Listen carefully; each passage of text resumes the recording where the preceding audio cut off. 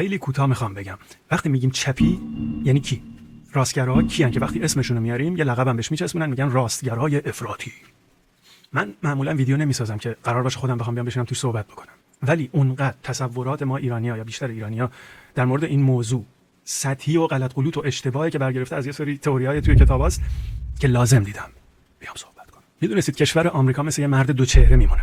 البته بیشتر کشورهای غربی که دارای یه سری آزادی‌های اجتماعی هستن شبیه مرد دو چهره میمونن. مثلا توی آمریکا ما دو تا حزب قدرتمند سیاسی داریم، دموکرات‌ها و جمهوری‌خواه. یعنی خیلی ساده بخوام بگم که یه بچه 5 ساله هم بتونه متوجه بشه اصل موضوع رو، دموکرات‌ها همون چپگراها هستن، جمهوری‌خواها همون راستگراها هستن.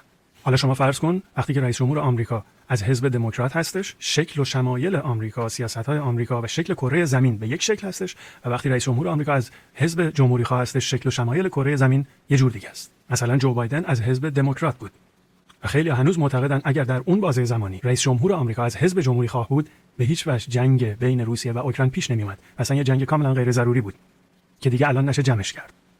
اولا چپی‌ها از ماتریکس متنفرن، یعنی اینکه یه آدم، یک تیم یا یک سیستم که قدرتمند باشه و بخواد بقیه اشخاص یا تیم‌ها یا سیستم‌ها رو تابع خودش بکنه یا شبیه خودش بکنه، از این متنفرن.